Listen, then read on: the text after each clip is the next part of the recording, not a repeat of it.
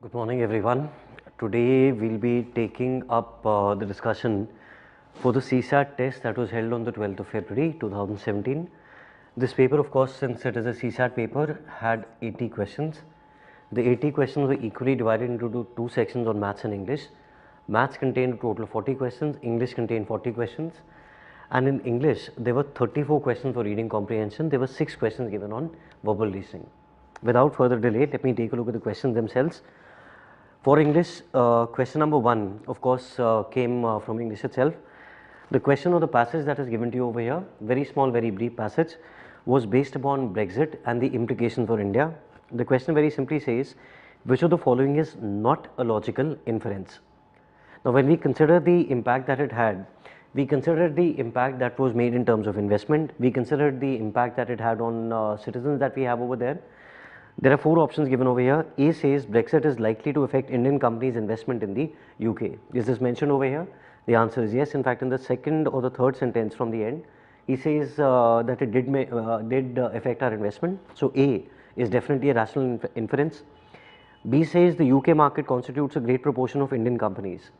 In the fourth or the fifth sentence, he says there are 800 Indian companies in the UK, more than the combined number in the rest of Europe. So statement B is also all right. Option D says India has multiple concerns regarding the Brexit outcome. We are concerned with our citizens, we are concerned with the investment, so D is also right. Only option that is not substantiated by the passage is option C, Indian interest in the USA. Whether there are any interests that we have in the USA or what they are is not mentioned anywhere in the passage. Answer for question number 1, option C. Question number 2 similarly is based upon one small and very simple passage. It talks about the healthcare system, it talks about the National Rural Health Mission. The question very simply says, which of the following is the most logical, rational and crucial message that is implied? The author in this passage says that in India, the healthcare system has 2 problems. 1, it is not affordable for everyone, and number 2, it is not accessible to everyone. Any answer that includes both these elements will definitely be a final answer. Option A says, healthcare system in India is in a bad shape and continues to worsen. Problem with this option is that it is not, or it does not mention affordability or accessibility. It makes a very general statement that there are problems. What those problems are, it does not tell us, so A is definitely wrong. Option C says the developments in the field of healthcare almost never reach the population of rural areas. Here he is talking about accessibility, but affordability has not been mentioned. Option D says India lags behind its western counterparts. Again, a very general statement, but he does not tell us why exactly we lag behind. Only option that includes both these elements is option B. It is easily accessible and affordable healthcare should reach all citizens irrespective of their caste, income or their location. Therefore, the answer for question number 2, option B for Bombay. Question number 3 given over here talks about, in fact, they've used the word article, although ideally it should be section 124. It talks about section 124, talks about sedition laws, and it says that these laws are a legacy of our historical past, of our British past. The question says, which of the following best sums up the above passage? The author in the passage says that these laws are very old, and the manner in which they are currently being executed is something that may have been appropriate earlier, but certainly cannot be considered appropriate today. Option B over here, let me start with. B says Indian politicians and administrators fail to update British laws. The answer is absolutely correct, except one problem. It talks about British laws, whereas the passage specifically talks about one such kind of laws, which were sedition laws. So B cannot be considered right. C says a law promulgated in 1860. Again, when we say a law, it talks about laws in general, but not necessarily sedition. Option D says India lags behind many other countries in updation of laws. Again, updation of laws is laws in general, but not specifically sedition laws. Only option that talks about sedition laws specifically is option A, that it is highly out of sync with the present times and deserves to be scrapped. Answer for question number 3, option A. Question number 4 talks about the research that was conducted, or the study that was conducted by the American Institute for Cancer Research, where they say that a person who's overweight, a person who's obese has significant risk of developing some forms of cancer, while drinking alcohol or consuming tobacco increases the second major type of cancer. Question says, what is the most logical, rational and crucial message that is implied? Only one thing that he's talking about over here, the connection between an individual's weight and the tendency or the propensity or the susceptibility of developing cancer. Option A says regular exercise is the best prevention for cancer. He does not mention regular exercise anywhere. Option B says alcohol and tobacco consumed in moderation produce no health hazard. We can say that the health hazard is less, but we cannot say there is no health hazard. So B is also wrong. C says one can surely prevent cancer. Again, we can say there is a possibility that you can prevent cancer, but we cannot say you will surely prevent cancer if you stay away from alcohol or tobacco. Only option that mentions the correlation between the two is answer option D for Delhi. That if you keep a check on your weight, there is a high possibility that you will not contract cancer. Answer for question number 4, D for Delhi. Question number 5 talks about the presence of neglected tropical diseases, and it mentions the WHO and its opinions upon the same. Question says, with reference to the above passage, the following assumptions have been made. Number 1, most of the people living in tropical and subtropical climates cannot afford to buy medicines even after being afflicted with the disease. Now, in the second sentence, in fact, he says while within the wide spectrum of diseases, funding and research get diverted to afflictions which have a bigger market. When we say they have a bigger market, that means they are able to earn that money, implying that in these countries where there are tropical or subtropical climates, many people are not able to afford that disease, which is why the market does not exist. So, statement 1 is definitely a valid assumption. Second, lot of research funding is allocated to the diseases affecting the population of developed countries. Again, if we consider, he says that poor investment in research activities affect the people of poor countries, implying that those countries that are not poor get adequate money for investment, which is what statement 2 says. So, 2 is also a valid assumption. Answer for question number 5, both 1 and 2, which is option C. Question number 6 again is a very small passage that is given to us, talking about Earth Overshoot Day. He says that this year, whichever is the year that he is referring to, August 8th became our Earth's Overshoot Days, whereas in the past the time would come somewhere towards late September. Question says which of the following is a logical inference.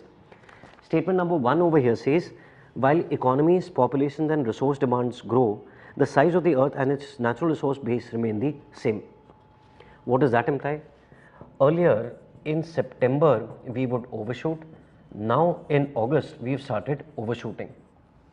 The Earth remains the same, the resources that we can take from the Earth remain the same, implying that the population and our demands must be increasing at an exponential pace, which is why 1 is definitely valid. Second statement says Earth's ecosystems are on the verge of degradation and would possibly end up collapsing. Between a period of, let's say, 2000 on the one hand, and let's say this passage is with reference to even to a year such as 2016, in just 16 years, if you moved more than a month and a half, it implies that sometime in the future you will not be able to sustain this course of action at all. Benefit with the second statement, he says possibly end up collapsing. Possibly gives us significant flexibility, which is why both 1 and 2 are right, and the answer for question number 6, option C. Question number 7, very small, very simple. It says that in today's world, everyone is of the opinion that we have no social superiors.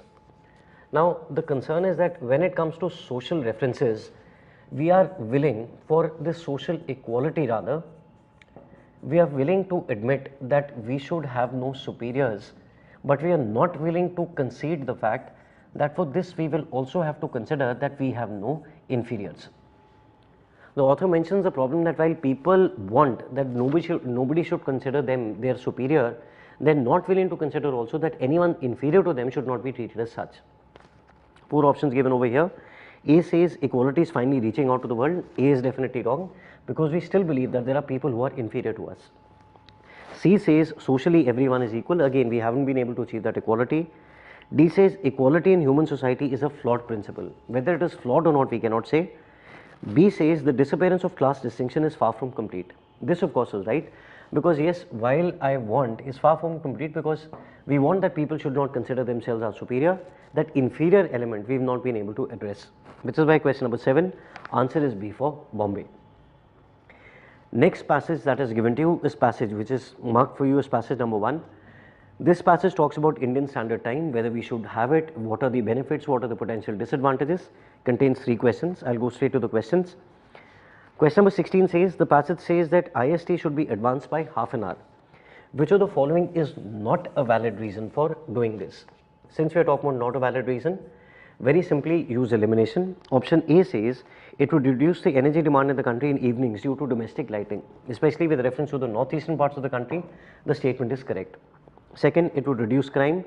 The second paragraph in the very first sentence, he says one of the intangible benefits would be a reduction in crime. So 2 is also definitely right. Third statement says it would mainstream the northeastern states and would result in a favorable political impact. This is what is given in the second part of the first paragraph. So 3 is also right. Fourth says it could increase the overall working hours and boost national productivity. Whether national productivity increases or not, I cannot say. Which is why answer for question number 16, option D for Delhi. Question number 17, the second question on this passage says, according to the passage, the most suitable reason to overlook the side effect of sending children to school in the dark winter mornings and go ahead with the IST advancement is because of what? In fact, to consider this now, option B says bureaucracy which will take a decision on IST advancement is least concern. The bureaucracy may be rigid, they may have a conservative outlook, but I certainly cannot use the words least concern. So B is definitely wrong. C says the problem will be faced by children in northern India while other parts of India will be unaffected. Two concerns over here. Number one, it is not a problem because the solution has already been mentioned that you can change the school timings.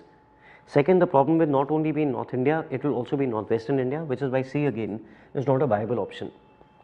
D says children should learn and should be taught to adjust to the environment right from an early age. This is nowhere mentioned or supported by the passage. Answer for question number 17, option A. Feasible solution for this particular side effect is available. What is the available solution?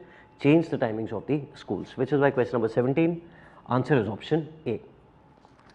Question number 18 says, according to the author, which of the following is not a valid reason for bureaucratic apathy? When we say not a valid reason, again we are looking for elimination. Option A says conservativeness of the bureaucracy, which is directly mentioned, risk avoiding bureaucratic tendency, which again is mentioned, bureaucratic aversion to untried solutions, which again is mentioned towards the end of the second paragraph. Only option that is not mentioned, bureaucratic apprehensions about increased workload. Whether they will have an increased workload, whether they are resistant to that, I cannot say. And the answer to question number 18, option D for Delhi. Passage 2 given after this again is the same. Passage 2 contains 2 questions. Here we are talking about the government's contemplation or the government's proposal that they will provide universal insurance coverage to all those people who are injured in a motor vehicle accident. How it will benefit people, how more than 50% people can be saved if they get assistance in the golden hour and so on. 2 questions over here. Question number 19 says, with reference to the passage, consider the following 3 statements. Statement number 1 says, road accidents kill more number of people than heart disease and cancer combined. This is not given anywhere, so I cannot say.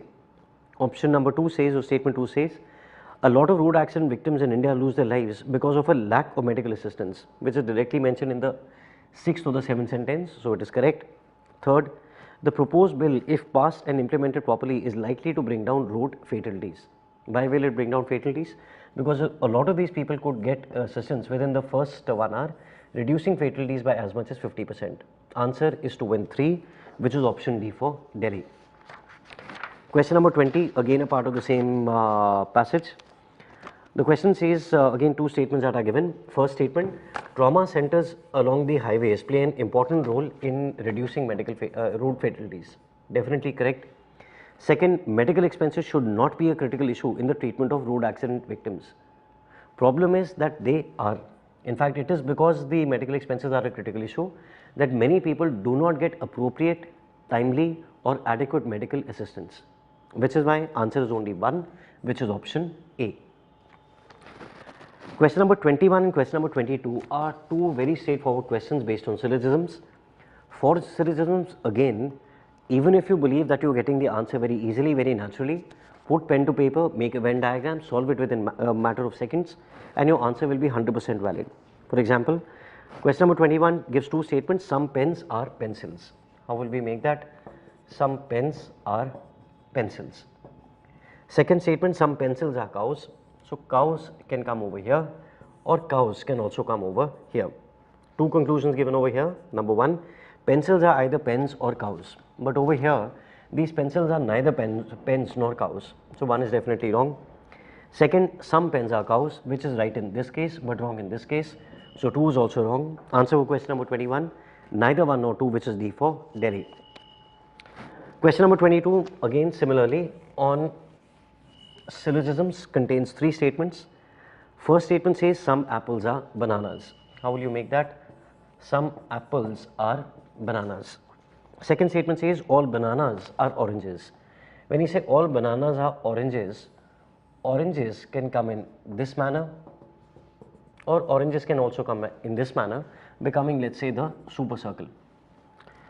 Third statement says no oranges are lemons. So whatever oranges are, they and lemons will definitely be different. Option A now says some apples are lemons. If I wanted, if I ignored this, I could have made lemons like this also if I was considering O1.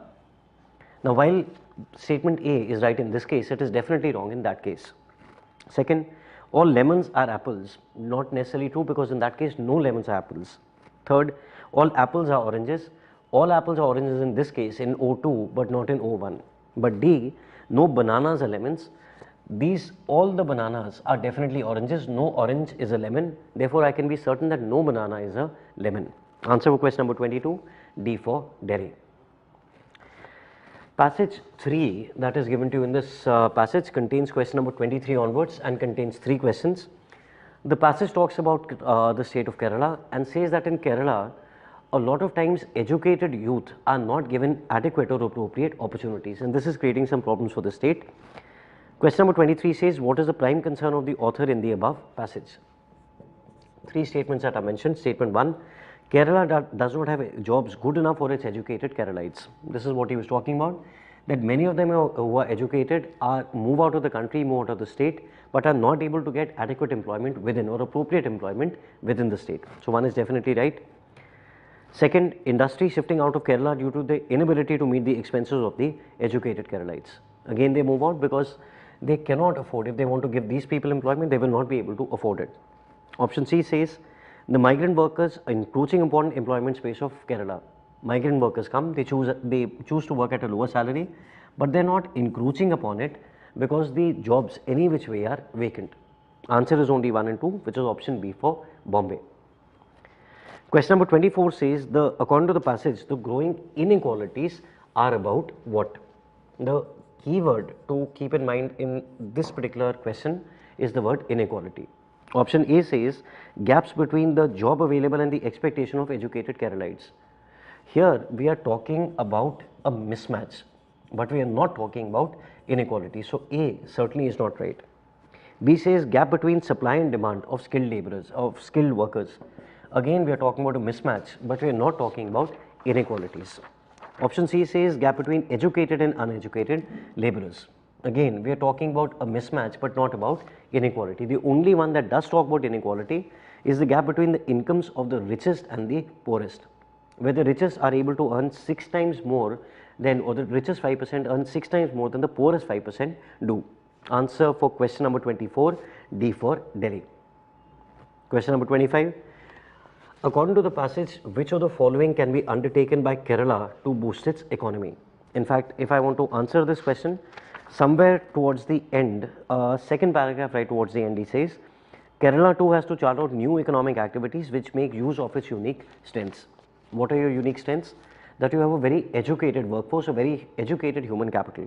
Statement number 1, create public spaces such as libraries and parks where people can freely exchange ideas. Since they are educated, since they are qualified, 1 is definitely correct. Second, panchayats and other local bodies must find ways in which the growth of agriculture and tourism sectors can enrich each other. Again, towards the end of the passage, substantiated, so 2 is correct. Third, private healthcare services should be provided in most of the hospitals for better facilities.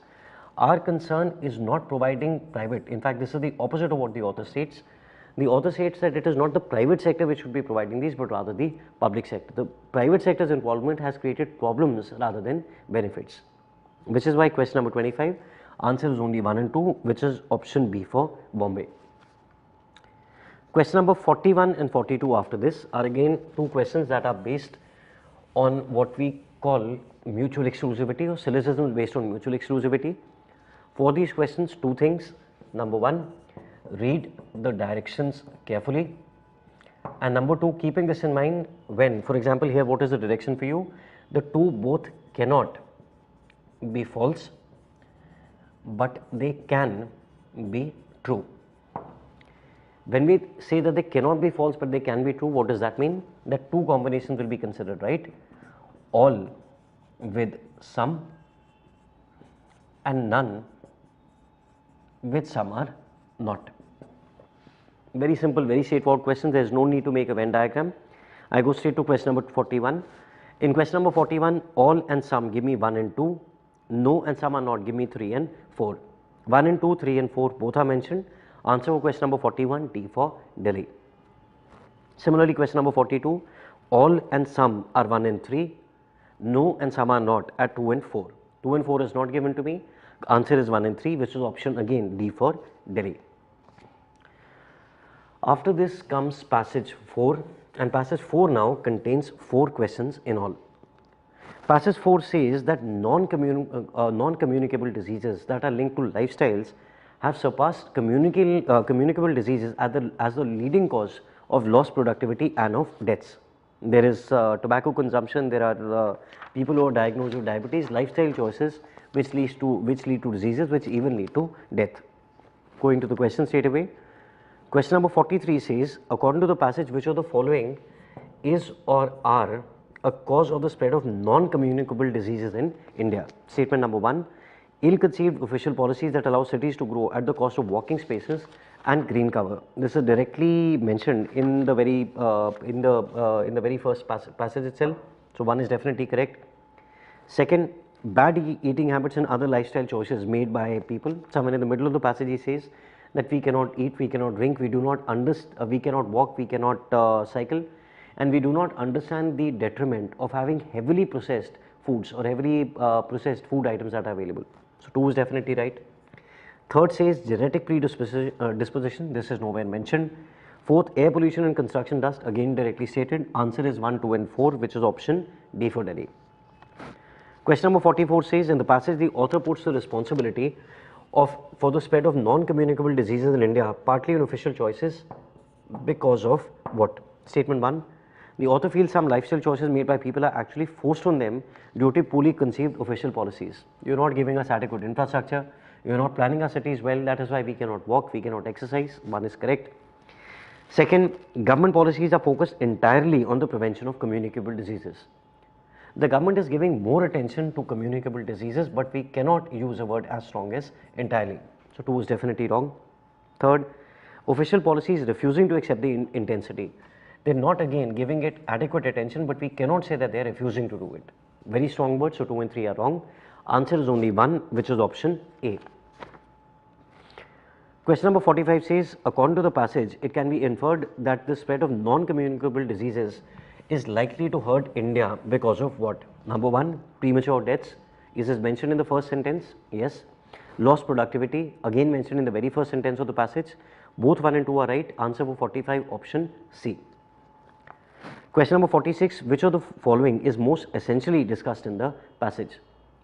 What we are most essentially considering or concerned with are lifestyle diseases, are non-communicable diseases. Option A says latest statistics, the statistics are not mentioned anywhere, so A is definitely wrong. B says transition of Indian population from healthy to poor lifestyle choices. This is mentioned as a reason, but it is not what we are essentially discussing. D says non-communicable diseases adversely impacting the productivity of the working population and increasing the possibility of premature death. This again is right, but our concern more importantly is also measures through which it can be curbed, which is why neither A nor B nor D. Answer for question number 46, option C. Question number 47 is a small passage, in fact, that asks you one simple question. In this passage, we are talking about the benefits of exercising early in the morning, and the question says which of the following is the most logical corollary. A says one should not exercise in the evenings. He says exercising in the morning is preferable, but he does not say that exercise in the evening is an inefficient practice. That I cannot qualify, so A is definitely wrong. B says exercise in the morning is the best way. It is a good way. Whether it is the best way, I cannot say.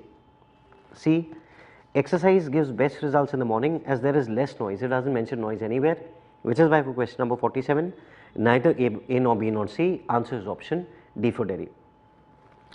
Question number 48 says that it is very important to create a work culture where people feel confident enough, where people feel comfortable enough to admit any mistake, any error that they have made.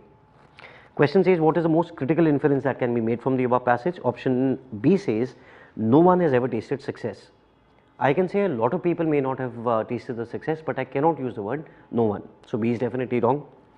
C says, a dedicated employee reports his errors to his seniors to contribute to the success of the organization. This again is not mentioned anywhere, so I cannot say. D says, it is advisable to learn from other people's mistakes.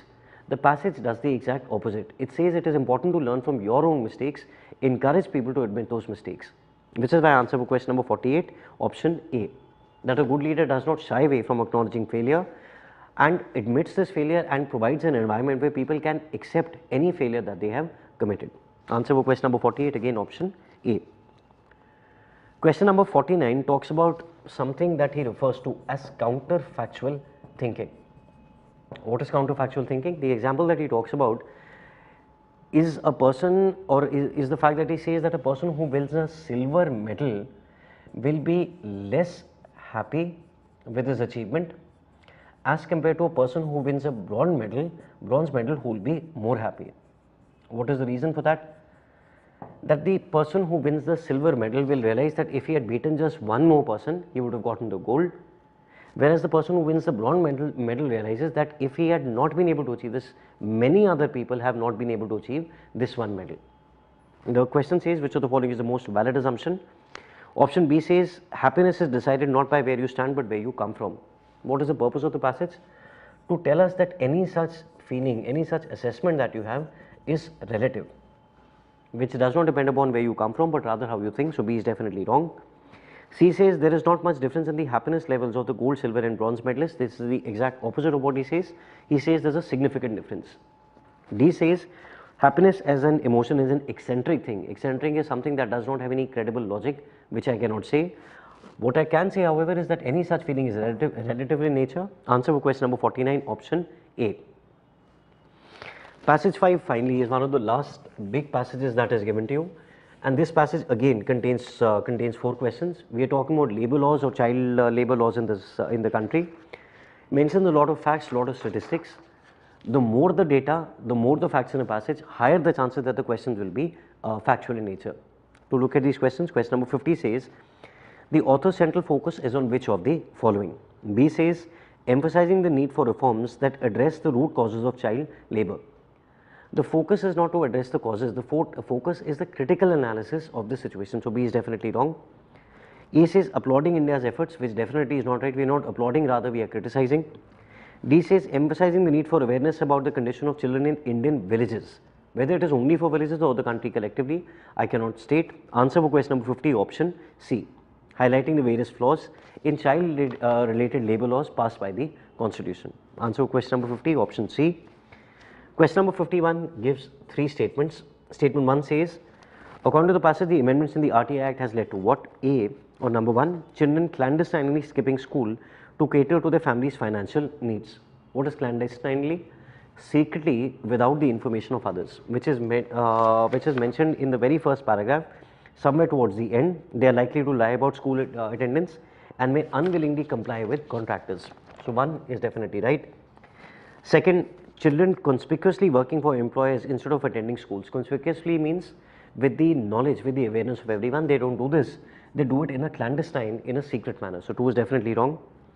Third, shrinking of family incomes as parents cannot employ children. This again is contradiction because parents allow them and encourage them to work. Answer for question number 51, only 1, which is option A. Question number 52 gives you 2 statements. According to the passage, the National Policy on Child Labour of 1987 does which of the 2? 1, focuses on the general development programs benefiting child labourers, directly stated in the passage. Second is an improved version of the right of children to free and compulsory education. There is no such comparison made between the national policy and the right to education, so I cannot say. And the answer for question number 52, only 1, which is option A. Question number 53 gives us 4 answer options. Which of the following can be inferred from the passage? A says a child of 18 years of age working in a factory can be convicted under Article 24 of the Constitution. The passage says that it will apply to children who are below the age of 14. What would happen to an 18-year-old? I cannot say. B.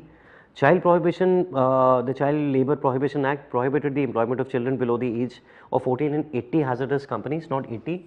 Answer actually should be 88. So, this statement is definitely wrong. Sorry, not even 88, 83. Third, or option D, children between the age of 6 and 14 have been receiving free education. Whether they have been receiving this education or not, I cannot say. Only option available, option C, that the amendments in the new law have further aggravated the conditions of the poor families. Question number 53, answer is option C. After this are question number 61 and question number 62. Question number 61 says either Amar, in fact let me take a look at them in a sequence, either Amar and Baban are of the same age, or Amar is younger than Baban. This is how we represent it. Statement 2, either Charu and Devang are of the same age, or Devang is younger than Charu, that is the second. Third one says definitely that Baban is younger than Charu. If Baban is younger than Charu, then Charu is definitely older than Baban.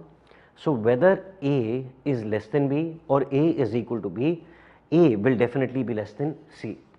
Answer for question number 61, option D for Delhi. Question number 62 is again a question based on syllogism with multiple options. Nonetheless, some of these let me look at. First statement here says all oranges are apples. So, all oranges are apples.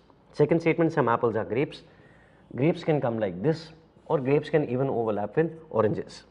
Some grapes are lemons. So, lemons can come over here, lemons can come over here, lemons can come over here, and lemons can also come over here.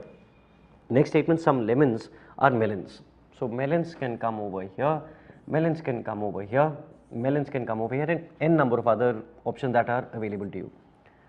Even as I stop at this statement, there are multiple interpretations that will exist. The question says, which of these conclusions does not follow from the given statements? When you have multiple options, all that you are looking for is that is there any statement which will not be right in any of the circumstances at all. A says some grapes are oranges. When you say some grapes are oranges, that can be right in one case. So, one I cannot mark as incorrect. B says some melons are oranges. Some melons are oranges again. These melons were over here. Melons could have come like this also. So, I cannot say. Third, some grapes are melons. Grapes and melons could have also come like this. Some lemons are melons, so could have come like this. D says all lemons are melons. When you say all lemons are melons, that I definitely cannot say, because the passage says some lemons are melons, which is my answer for question number 62, option D for Delhi. Passage 6 given to you again contains 4 questions, and passage 6 talks about the problems that Mongolia is facing. Till a few years back, Mongolia was very comfortable, the economy was doing well, mining was picking up, but suddenly they have been facing a lot of problems. Their currency has collapsed, orders, imports from China have collapsed. 4 questions given over here. Question number 63, which of the following factors is responsible for the economic crisis of Mongolia? 3 statements given over here. Statement number 1, China's diminishing reliance on the imported goods from Mongolia. Passage stated that the major demand was coming from China. If that has collapsed, that is definitely a factor. Second, people's lack of trust in the ruling party of Mongolia. The statement is right, but it is not a reason, it is a consequence. So, 2 is definitely wrong. Third, accumulation of external debt. This again did not cause the economic crisis. This was a consequence of the economic crisis, which is why for question number 63, answer is only 1, which is option A. 64 says, according to the passage, the following have led to speculation that Mongolia could face a sovereign default or need a bailout because of what? 4 statements that are given here now. Statement number 1 says Mongolian government's incapability of concluding agreements with foreign powers. This is nowhere mentioned in the passage, so I cannot say. Second says Mongolia seeking loans and financial assistance from other countries. Towards the end of the passage, in fact, this second last sentence he says Mongolia has borrowed massively from other nations, so 2 is definitely right. Third says the falling currency of Mongolia. This again is cannot be conclusively ascertained. Fourth, failure of Mongolia to fulfill its financial obligations. The answer again is correct. Answer for question number 64, 2 and 4, which is option C. Question number 65. Mongolia is called a landlocked country because of what? Because of the fact that it is completely enclosed by neighbors. It does not have any empty or contiguous borders. Answer for question number 65, option C. Some students will also believe what exactly are contiguous or non-contiguous borders, which is option A. A non-contiguous border is something that is not confined to one continent, but rather stretches across two different or multiple continents. Answer is neither E nor B nor D, but option C. And question number 66, very similar to the rationale of the reason given in 63. Which of the following can be called a consequence of the economic crisis of Mongolia? 4 options given over here. Again, the consequence and the cause. A says the depreciation of the tugrek. This is not a consequence, this is a reason. So A is definitely wrong. C says price of commodities manufactured in Mongolia taking a hit. This again is a reason rather than a consequence, so C is wrong. D says facing an external debt crisis. This is neither a reason nor a consequence, but rather is speculation on the part of the author, which is why answer for question number 66, option B for Bombay. After this, there are 2 passages given right towards the end.